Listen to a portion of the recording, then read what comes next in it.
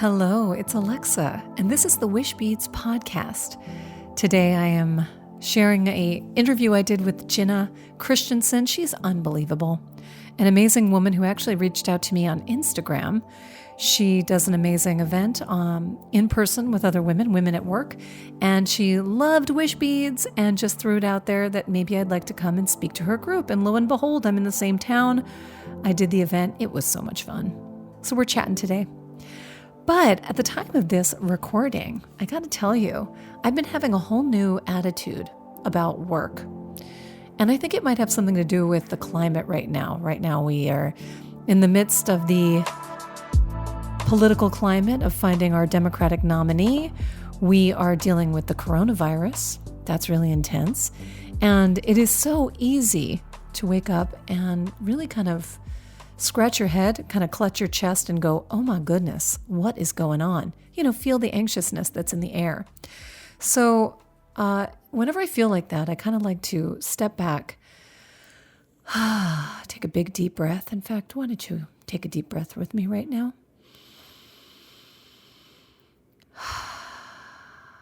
And remember, my perception about the world, my feeling about the world, and how I show up in the world starts with me, my thoughts, my emotions, where I choose to spend my time. So coincidentally, I had been wanting for a long time to bring more art into my life, to do something that was totally unrelated to my work or to my family. And so I started taking ceramics classes. Yep. Ceramics classes, making things with my hands. And I'm taking it at my local community college. And just this morning, we just dove in and just, making some pinch pots. And I have to say, it was so much fun. Just like 2 concentrated hours of working with clay, trying some things. I even love the fact that with ceramics, you have to really stay unattached to the end result because there's a high probability that you could actually, your pot could explode in the kiln. It could just explode. So it's really fun to sort of play with it. I also like that our teacher is very fast. Like he just talks and he's like, just get started, just start building things. And he kind of is encouraging you to work while he's talking, while he's showing you things. And so it just has this playful spirit of just play, true play. And I love that. So I just encourage you, even though it is so tempting to get bogged down in the stress of the world and our care and concern and our ache. And yes, we have to be aware of everything that's happening in the world. And yet we have to take care of ourselves. Find the things that, make us happy and bring us joy and keep us grounded and give us a perspective. Because I'll tell you, when I was making my pinch pots, I really wasn't thinking about anything. And it felt great. It felt really great. So find your happy. And next month, March, right around the corner, we're actually celebrating creativity. Yeah, so all March, I'm going to be sharing thoughts and ideas, doing fun, cool things on Facebook. If you haven't checked out our Facebook page, go ahead and do that. Hit like and you'll be notified or join or whatever you need to do over on Facebook to follow our page because I got some fun things I'm posting this upcoming month in March. Celebrating creativity. And of course, find us on Instagram at wishbeads.official. And we've got some beautiful new bracelets in, friends. It's called the Shine Collection. Has stunning little brass heishi beads. They're little Japanese beads that go in between the stones. And they're really, really lovely. So if you haven't checked out the Shine Collection, do. Now, without further ado, it's time for my conversation with Ginna. Hello, it's Alexa. This is the Wishbeads podcast recorded in my Shasta trailer. How about that? And today I'm so excited because I have Ginna Christensen with me. You're going to hear all about our story and how she found me and how I'm so deeply grateful that she did. But honestly, thank you for watching. Thank you for listening. And Ginna, welcome. Thank you for being on the podcast. Oh, I'm so excited to be here and to be in the Shasta. This is great. I love it. It's not for everybody. I'll tell you, when I shared with some of my friends, even my folks, that I was like, we found this retro trailer. We're going to redo our backyard, park it in the back, and go camping with the kids. Some people thought that was awesome, and some people thought we were totally off our rocker. So there you go. But we've had so many adventures, and it's been like the best little retreat for me. A guest room. Yeah. This whole thing turns into a bed. It's amazing. So when people come, they have a bathroom and a little kitchen, a little refrigerator, and then we go camping. I mean, why not? Right? Yeah.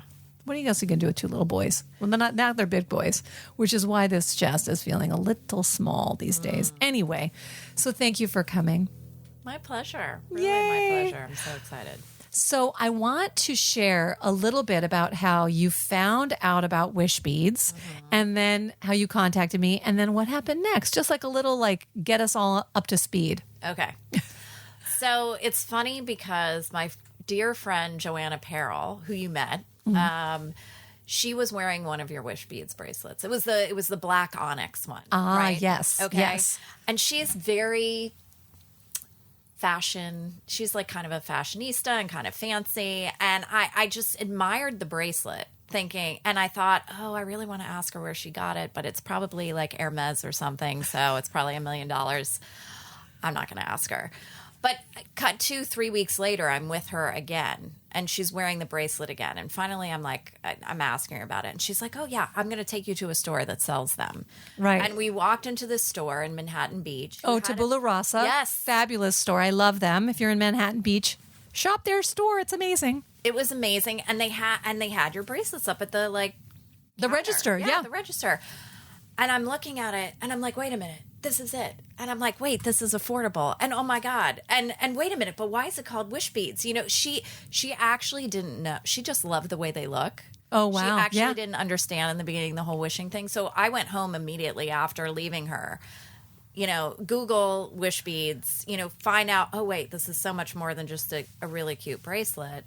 And, ordered one for myself immediately. And I just thought, so part of the work that I do as a business coach is really helping people move past their fear and stay focused on their goals, right? Right. And so when I saw your Wishbeads bracelets, I was like, well, she's doing that for people she's created a line of jewelry to help people do that. That is the most brilliant thing I've ever heard. So I mean, I immediately became a convert, and I bought them for, I bought one for my husband. I bought one for my parent, my mom and my dad.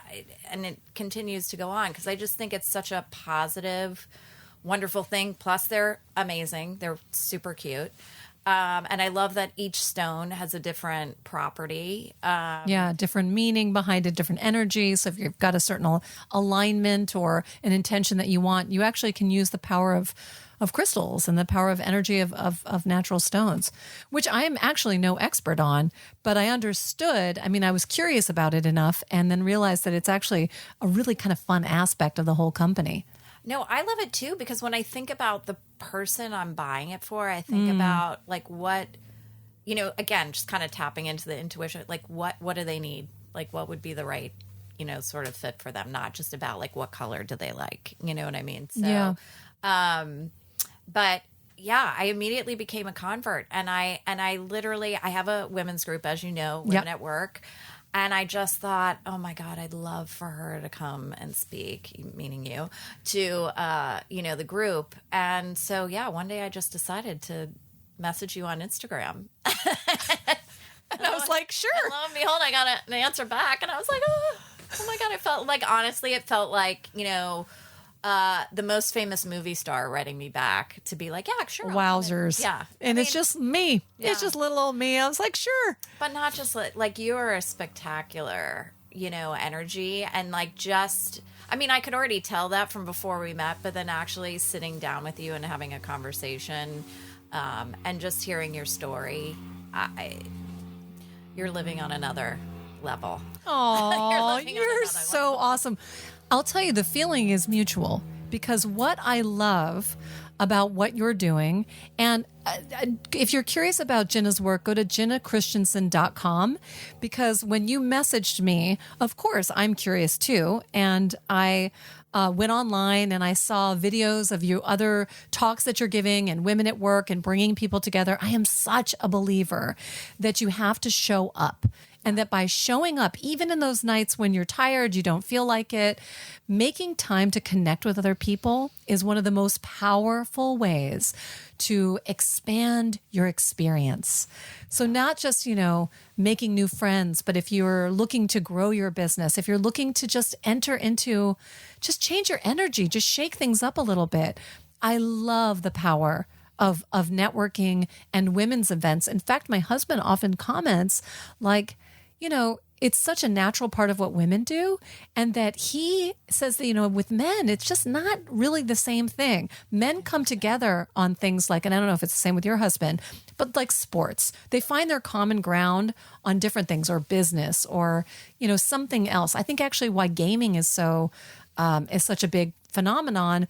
It's the game itself, but it's the connection, because they're talking to each other and whatever. My husband's not a gamer, but I think women are in an interesting time with business, which I want to talk to you about the power of coming together and helping one another, learning from one another, almost just being in each other's air. It's invigorating. So when I checked you out, I was like, oh my gosh, I would be so honored to be able to connect with this group, because you come from that place of genuine curiosity and also this giving back. Because I know you're a busy woman. You're busy with your clients. You're busy with the people that you're coaching. And yet you make time to create events, which I know are effortful. Yeah. Right? They are. They're effortful. Getting people to show up in LA. What? And it comes from a place of selfless giving. Yeah. Because you're not doing that for yourself. No. You're doing that to just provide inspiration and resources and connection to other people. It's like, the golden rule, do unto others as you would want them to do unto you. And you are a living example of that. So thank you for that. And it was so funny because apart from us having like one conversation, basically to set up the logistics of when I was going to come, we really got to know each other in real time in front of an audience. Yeah, absolutely. Absolutely. Which is so fun. It was so great.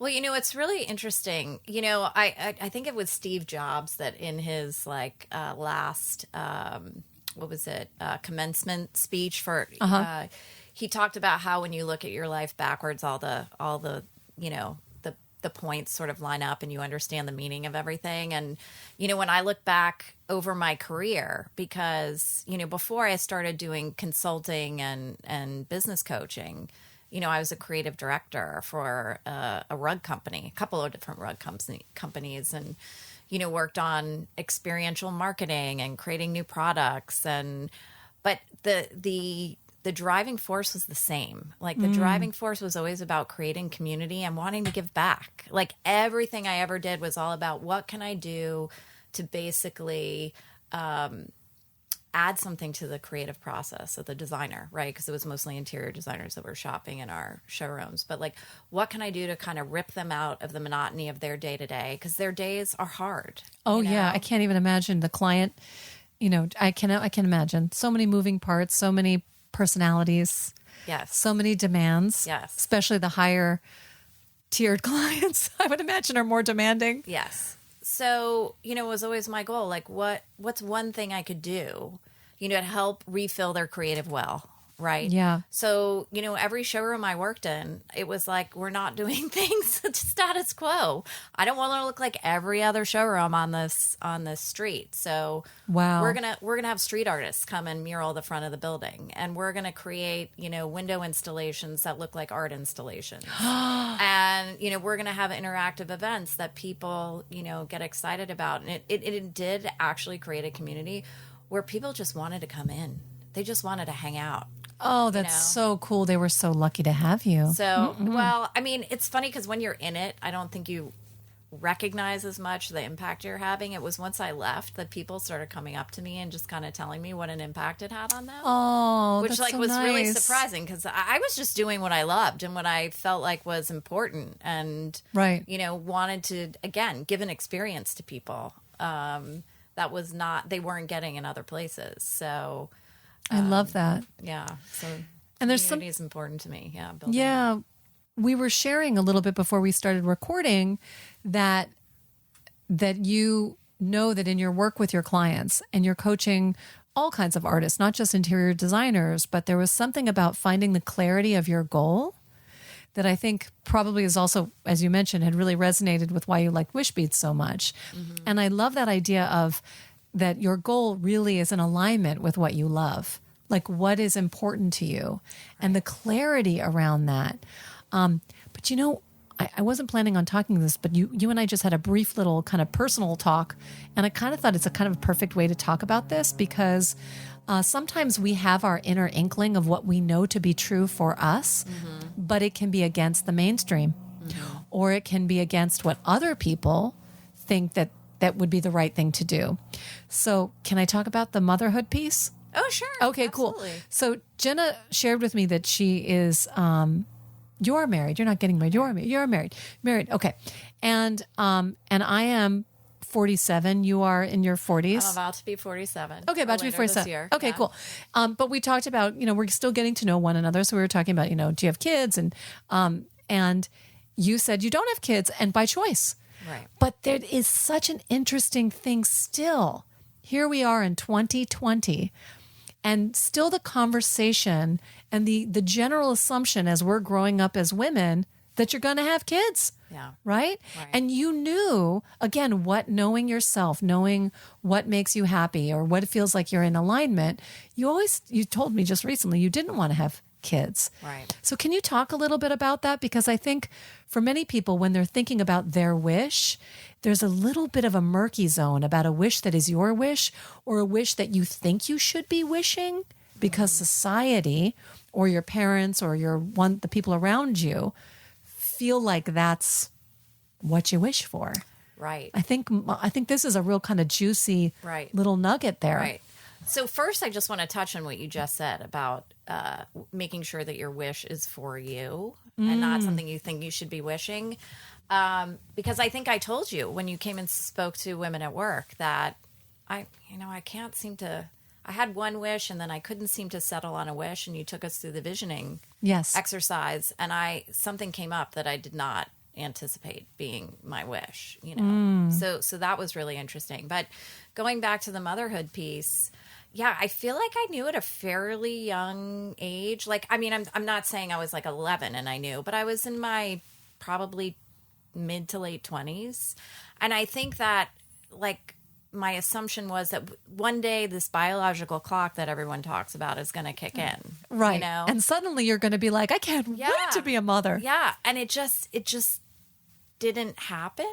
And when I'm trying to remember how old I was when I actually said the words, I don't think I want kids. I actually think it came out as a result. So I was married before, I was married in my 20s.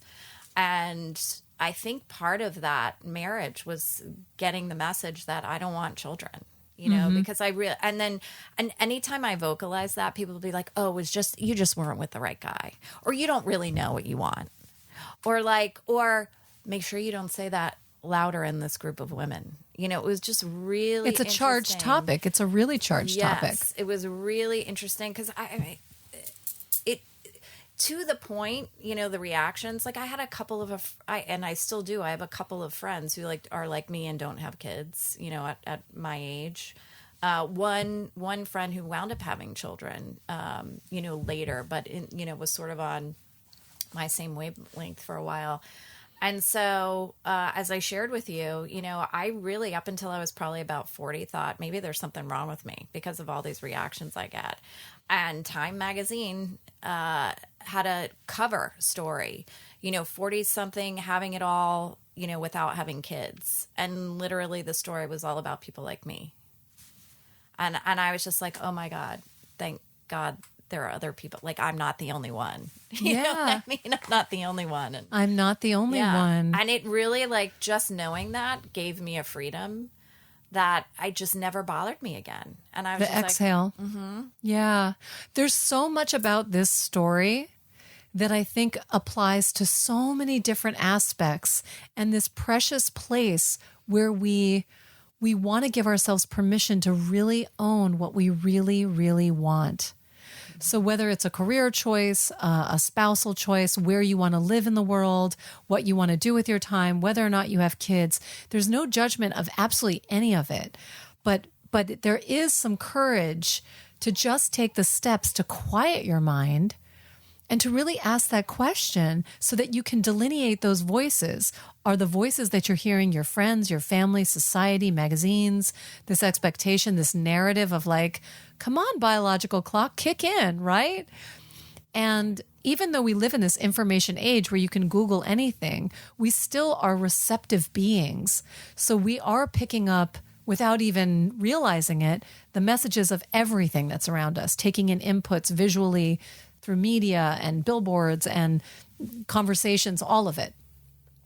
So I love that even in your own journey, you were so receptive. I mean, just whatever you did with just even that conversation and that experience of finally like kind of dissecting it and be like, oh, okay, at one point I thought I was crazy. And then it took this, just an article to be like, oh my God, I'm not alone. You know, for anybody listening or watching and questioning, you know, do I really want this or what do I want? A little research, you know, a little effort to find those other points of connection, those other points of view can totally chill you out and give you some peace of mind. Is this possible? Coming from that place of curiosity, not judgment, not fear, you know? Oh, 1000%. And I think, you know, going back to the community piece, you know, one of the things that I really try to do with any of the events that I put on is, you know, really put myself out there in a vulnerable way, because I don't want anyone to feel the way I did, like they're alone, right? Yeah. And I know, especially from a business perspective and especially from a women in business perspective, I know we're all going through the same stuff. And like on a larger scale in our industry, if we're looking at the larger community of like interior design of a whole, nobody talks about the hard parts. Like I've been to a million panels. Nobody admits that there's ever been a struggle. And it really frustrates me. And Yes. It did frustrate me because that doesn't help anyone. So when I put on an event, I admit I'm doing it wrong. Or I did this wrong, or I needed help with that. Or Amen for the truth. Because then other people I see in the group, they're raising their hand. Oh, me too. Let me talk about my experience. Right. And they suddenly feel comfortable. And not only comfortable, it's like my experience reading that Time magazine. It's like, oh, I'm not alone. Right. And the problems, the challenges are the same. And it doesn't matter how successful you are, Right. or if you're just starting out. It's the same. At the end of the day, we're having a human experience that can be related to so many different industries and backgrounds. And when we own that truth, it's so liberating. And look, I even struggle with it, you know, too, when I really kind of dial it back and I look at how I show up. Wishbeads shows up on social media. And there is this impulse as a business owner where you're like, well, I'm going to make it beautiful. I'm going to make it like, you know, like aspirationally. And I've, you know, friends who teach me about how to make the grid look and all of that. Right. And then I was actually learning from my friend Teresa Reed when she does these daily Instagram stories that it's not so much that. It's like really just pulling the veil back a little bit and just being real and fresh and letting people in the real. Not with like all done up and airbrushed and beautiful, but like really what are we doing here on a day-to-day basis? Because we're so similar no matter what, no matter who we are and where we live, at the end of the day, we're all having this human experience. We come in alone, we leave alone, we don't know when, and we're here in this little drama-rama called life, and it's what we do with it. So I love that you continue to show up in service and in honesty and in humility. And that is having such a huge ripple effect. And it's completely, totally why I fell in love with what you do. And I'm like, hi, we're going to be friends. And I'm so excited because we're going out to lunch after this podcast.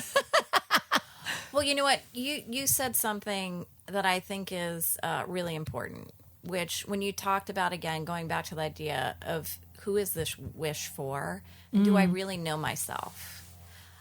And I think that's so important because this is what I deal with, honestly, with people in their businesses. Like, what do you really want and why? Right. And most people do not take the time, especially small business owners. They feel like they don't have the time. You know, they're stuck in like doing work for their clients, answering emails, like putting out fires, that they don't really take the time to take a step back and think about, wait a minute, who do I want to be as a brand? You know, what do I want to stand for? You know, this is not just about creating pretty things or a beautiful room. You know, if you think about, you know, the importance of your surroundings, like we're sitting, like this would not be the same experience if this place wasn't totally kooky and fun. You know? Totally. I mean, it just cheers you up. So our environments definitely affect us. And absolutely. so I think like this whole, the industry is bigger, can be bigger than something like that. But again, it's a question that I find most businesses aren't asking themselves, you know, who are we and what do we want and why? And let me ask you, because you're obviously, you know, you're coaching people through this, and I can certainly reflect on, you know, what Wishbeads gives as a sort of a tool to connect with that quiet knowing inside of you. What is one thing that you tell your clients if they're like, well, I don't know what I want to make money. I don't know. I want to run my business. What's something that you give them in terms of an exercise or so that they can really begin to self-reflect on that? Yeah. Well, we do a couple of different things. You know, one of the things that I start off, you know, doing with most clients is a visioning exercise, really looking at where they want to be a year from now. But again, it's all in the way you pose the question to get them thinking a little bit differently. And we also do like a values exercise where I walk them through like what their top 5 values. And again, it's done in a way where their brain doesn't get in the way. Great. If that makes sense. Yeah, of course. You know, and then another element that's super helpful, and people really have been reacting in such a positive way. I take them through an assessment and a debrief of that assessment. And the assessment is called the Energy Leadership Assessment. And essentially what the results show you is how you show up in the world when everything's going well for you. You know, what are your tendencies? How do you react to people? Like, how do you... What's your best case engage? scenario life? Right. And then it shows you what happens when you're under stress. Yeah. And typically it's very different. Yeah. And the other thing that is really interesting about understanding and walking people through what the results mean is typically people's stress reactions are unconscious and they're not even aware that they're making them because they've been habits for such a long time. Sure. So it's just become a default until you shine a light on it. And then they really go, okay, wow, yes, I absolutely see this. You know, so at first it's hard. It's like, oh my God, I see all these things. But now I realize that I do have a choice. Yes. And that the shifts can be quite small, but they're quite powerful. Yes. My friend Alexandra Franzen just came out with a book called The Checklist Book. So simple. And I am really holding myself to, you know, I'm a pretty organized person. If anything, I have a habit of making like an epically long to-do list, but she just said one shift, make it a daily checklist and include experiences that you want to have, not just the tasks that you want to do. Oh, I love that. So to your point about where are my stressors, they're just habits. And if the habit, just a habit, a choice, a habit of making a long to-do list, even if my intention is like, I'm going to do that all this week, it has a ripple effect that actually creates a sustained stressors in my life. So if I come to my desk first thing in the morning and I see this big list, even the decision to say, what should I do first? Triggers, very triggering. Or I didn't get to that. Or looking at all the things at the end of the day and thinking, oh, I didn't get enough done, right? But instead, just taking the practice yesterday, I took my binder. I do everything paper and pencil, super old school. I do too. So old school, right? Old school. But I really mapped out the main priority activities for the week. Yeah. And so, yeah, things are going to come up. They always do. But I knew that I put in experiences like lunch and things that I wanted to add to my week to feel like, and I can already feel, because I already know what's happening Thursday. And I know that I've got this big event that I'm doing on Friday. And I already prepared all the things for that. And it just, like, it's like I'm not a different person. I just made like a few different choices. Right. And that little micro shifting is really the wish work, encouraging people to pay attention to different things during the week for 21 days, just so you see how powerful you are to just make like a few little changes, not changing your personality, but really stepping back and saying, what's working for me and what is dragging me down? Do more of those choices, less of the dragging down ones. Can I tell you my favorite Wishbeads exercise in the 21 days? Please, I would love to hear that. I was thinking about it actually this morning. Because again, in the sake of being vulnerable, I'll admit something here. It's like one of my biggest challenges is really self-judgment, and accepting myself as I am, especially as I'm aging, which is like, it's tough, I think, for women. Yeah. And I love the exercise of looking at yourself in the mirror. And I was like, I got to do that one again. I need to start doing that every day. It's so awesome. Because it's just, I can't remember the last time before doing that exercise that I actually like really looked at myself, without putting makeup on or whatever it is. Right, without doing something. And just kind of said, yeah, I love you. I just got chills. So it's so simple. It is. You have that ability every day.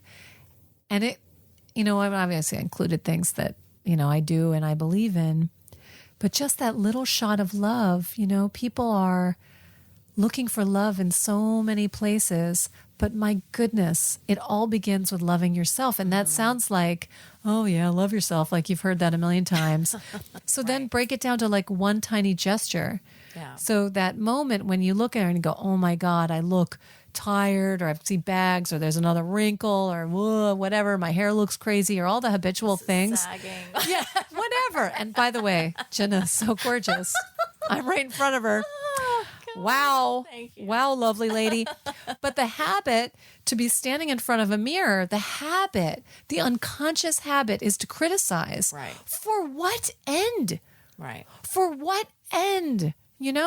There is no point. One of the benefits of getting older, I will tell you this.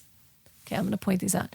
So my eyesight is a little bit not so great. Let me tell you, everybody looks fabulous to me.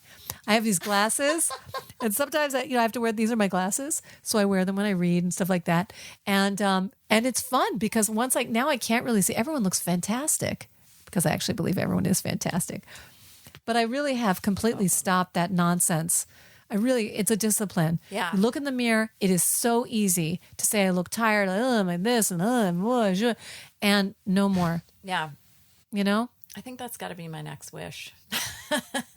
Yeah. It's just this, like, I am awesome. Yeah. All is well. Yeah. Yeah. Keep shining your light, whatever that thing's. Good morning, superstar. Right. Like even that, just to look in the mirror every morning and say, good morning, superstar. Yeah. It's going to change your energy, which then changes your day. It changes the people around. It's everything. I know.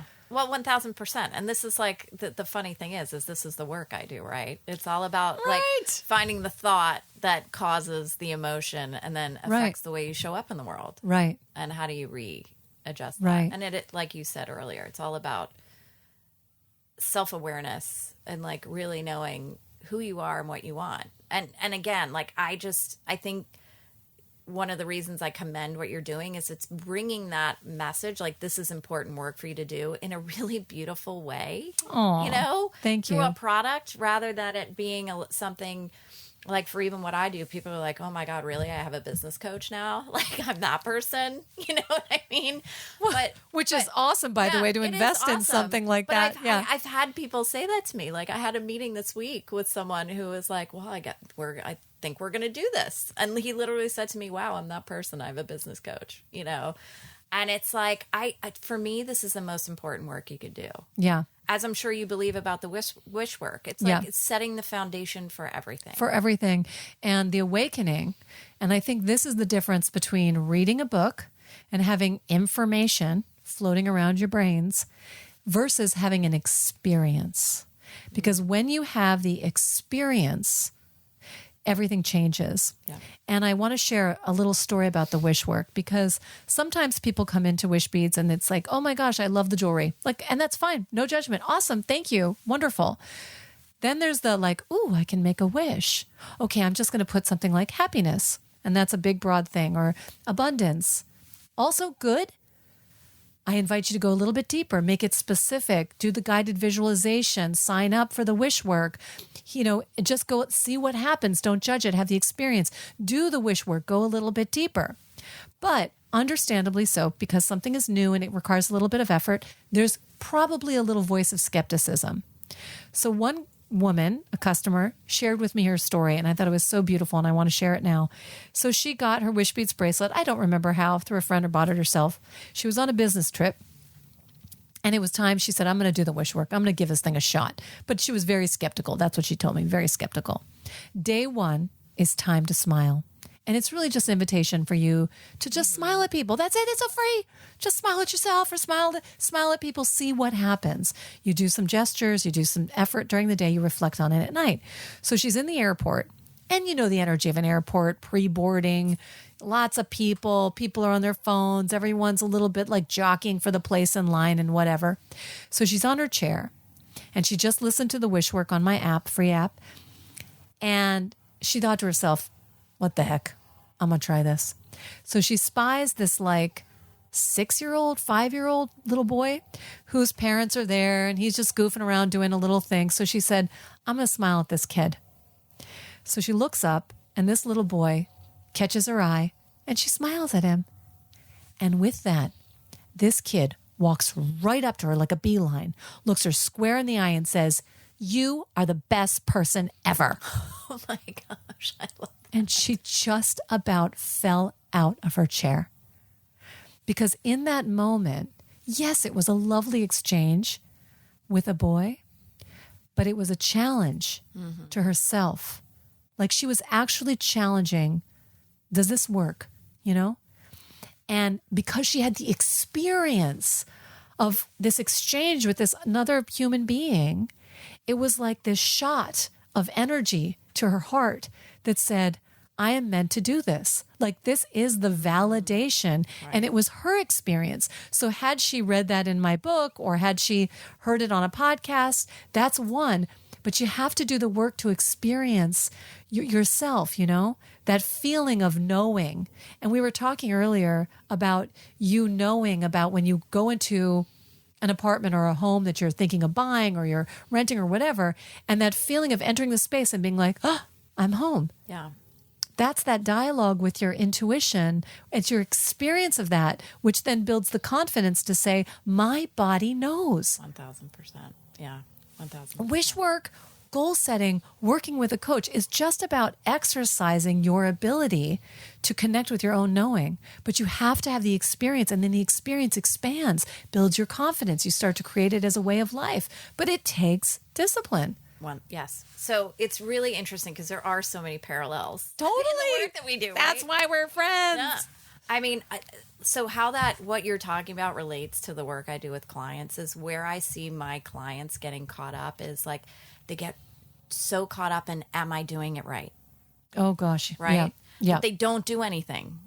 Or they feel they don't do anything. They get stuck in the research, reading. I'm not prepared yet. Perfectionism always gets in the way. They don't move forward.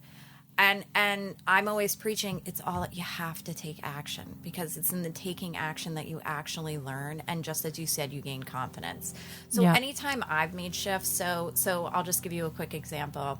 Like I said earlier, I went from working as a creative director, then to like a brand consultant, and marketing consultant, to making this shift last year into, business coaching.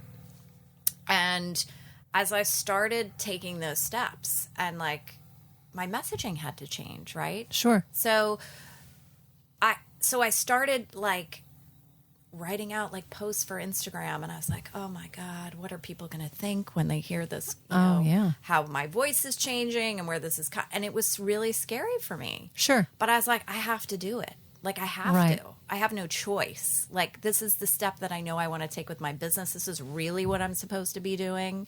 And so I have to put this out there. And the more I did it, the easier it got. And do you think I don't even think twice about it anymore because it's just become so natural. Yeah. And I think you are such a kindred spirit, because anybody who, you have built the muscle of intuition. You have also built the muscle of taking action, and that sort of like, why not attitude? Like, why don't I just DM the person behind Wishbeads and see what she has to say? You and I are completely on the same page. But for people who don't have that kind of hardwired into their system, really the takeaway of what you just shared is having that playful spirit and taking action anyway. Mm-hmm. Even if you don't have the like total trust of like, well, I just have to, just play with it. Don't be so uptight with it.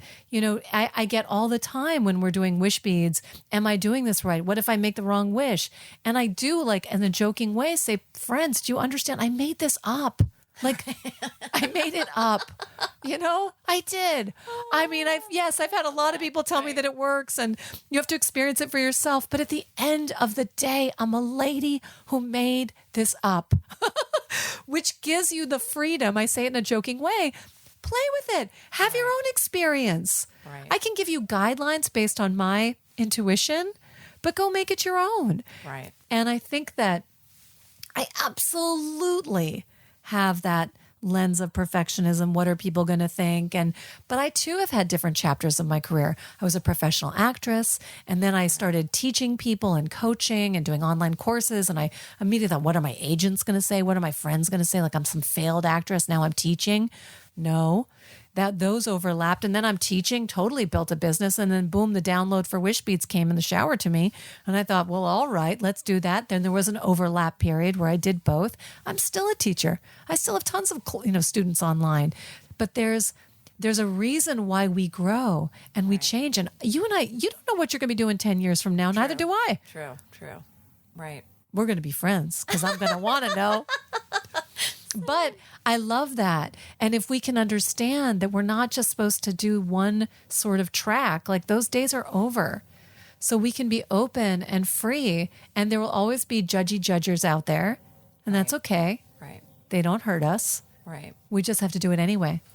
Yeah, I think the thing that's helped me the most, like, have courage, because, like, courage doesn't mean you're not afraid, So true. There's still fear. You're just taking the action. Is to be able to look at it as, like, the worst thing that's going to happen is I'm going to learn something, right? Good through something hard, like failure, or something great, like success, or everything in between. Right. Indeed. Or I'm going to learn something about myself. Right? Oh, which is invaluable. So the more action I take, and then this is also really important, I think, is to once you've taken the action, is to take a step back and evaluate. Just not taking unconscious action and just taking action for the sake of action. But, sure. Conscious action, and then taking a step back to evaluate, to say, okay, what worked? What didn't work? I feel like it's just like making a painting. Like if you see an artist that like will start working on a piece or a collage or something, and what do? They take a step back. Yeah. Okay. Am I done? Does it need something in the right corner? Like what, and they take a little more action, and then it takes a step back again. Yeah. And I think it's all about, having perspective and being able to take that step back. And again, I don't think enough people, especially in the business world, small businesses in particular, take that time. How do you in your life build in that time to step back and reflect? Do you have a ritual or a practice or a commitment around that? Many of them. Tell me, do share. Share. It's hilarious. I have I get up really early in the morning. Yeah. I get up really early in the morning because I have like a 2-hour ritual in the morning. Oh, Shazam. Oh, yeah. Wow. I mean, it's about 2 hours, Nice. But I get up. I am a follower of the Artist's Way. I love the Artist's Way. Morning pages. So oh my God, I still feel like the man who gave me the book originally saved my life. His name's Henry Richardson, and he works in the wellness field in Houston, Texas. But he gave me the book, I think it's 18 years ago now, 17 years. probably sat on my nightstand for a year before I read it. And I actually went through, like, I took a class. That's how I read it, you know. So I met with a group, which I highly recommend if anyone's interested in reading The Artist's Way. I recommend doing it with people because you get to a certain point where you want to quit. Yeah. You get to, I think it's like week 7 or 8. And Julia Cameron even says that in the book. But that book caused me to move to California. Wow. I then went through the book again, I guess it's about a year and a half ago, with my husband and one of our dear friends, Alexandra. Wow. And, you know, I was in New York at the time. Alexandra's here in Los Angeles. And the three of us every week would meet on, you know, like a Skype call to talk about the week and chapter. That is and so everyone doing that? powerful. So, I mean, I've always been like sort of a seeker like that. Or I shouldn't say I've always been. Well, I think I have always been. But I think once I went through my divorce and moved to California, that's really when I started going through the self-discovery of like, what is it that I want? Because I've been listening to everybody else for a really long time and I don't even know. Like, to your point, I don't even know what it is that I want, you know, Yep. or what I want to do or any of that. Right. So anyway, getting back onto my morning routine, I meditate. I do my morning pages. I use another tool called the gratitude journal, or sorry, the 5-minute journal, which is, there's a morning and evening practice. It's one of my other favorite gifts to give to people. I love that. And I read. So like I'll, whatever book I'm reading, like I was just telling you, I just finished the book, The Soul of Money by Lynn Twist. And so I'll take not a lot of time, but it'd be like 15, 20 minutes. Do a little yoga, take the dog for a walk, and that's the morning. But I really plan out Beautiful. and keep the routine because I know that for me, I have to have a routine in place. Right. It's like the checklist idea. These are the experiences that I'm prioritizing in my life. And when I do them, everything falls into place. Yes. You can show up with a clear mind for your clients. You're not feeling depleted. You make space for yourself and magic happens. When you take the time to do self-care and you do the things that you know put you in your best game, you can show up in a way with so much more generosity and less frazzle and frustration. And it's so rewarding.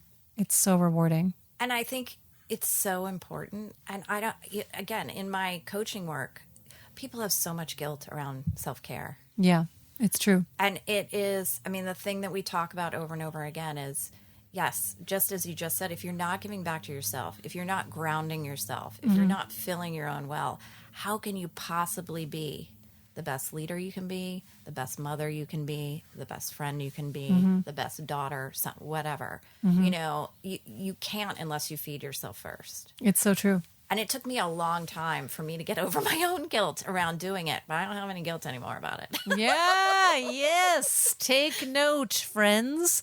No, and I think there's a lot of narratives. This whole idea of especially women having it all, showing up and doing it all. Yeah. You know, it's a tricky business, but if you start the foundation of fill up your cup first, prioritize the people, the things, the activities in your life that make you feel full, you'll have, you know, I think it was Lisa Nichols who said you can feed others through your saucer. It's not even just your glass is half full. It's so full that you can feed others through your overflow. Oh, I love that. Isn't that I've nice? never heard that before. Yeah. I don't know where the exact quote is, but that's the concept. I love that. Ginna, thank you so much. Thank you for finding me on Instagram and becoming my friend. And now we're in the Shasta, and now we're going to go have lunch. But I'm just so honored to know you, and I'm so appreciative of the work you do and how you show up for people. You can check out Ginna's work at GinnaChristensen.com. We will have links to your world on the podcast notes and on the video notes. And I will also put some links to The Soul of Money, to The Artist's Way. And for anyone listening, you know, I think the real key takeaway here is like, take action, be kind to yourself, prioritize yourself. But even little action creates huge results. So take that compassionate curiosity, turn it inward, explore yourself, discover new things that delight you, that light you up, and then you will be on your path. You will find your purpose, and you will experience, you know, this wild, wild life in a totally new way. I think that that's true. Oh, I couldn't agree more. I think it shows up in ways that we don't even expect once we do the Yeah. work. It's really incredible. Yeah. And you have to experience it. You have to make it your own. And then a new path will be revealed. The next step will be revealed. So you had your path. I have my path. Have your own path. Find it. Find it with love. Find it with giving. Find it with compassion. And it just makes life so much sweeter. It really does. Even the tough bits. Yes. Even the tough bits. Thanks so much for having me. Oh, I really This enjoyed was so it. fun. I could talk for hours. Me too. I don't even know how long it's been, but thanks for listening and watching. We think you're awesome. We really do. Thank you. Thank you.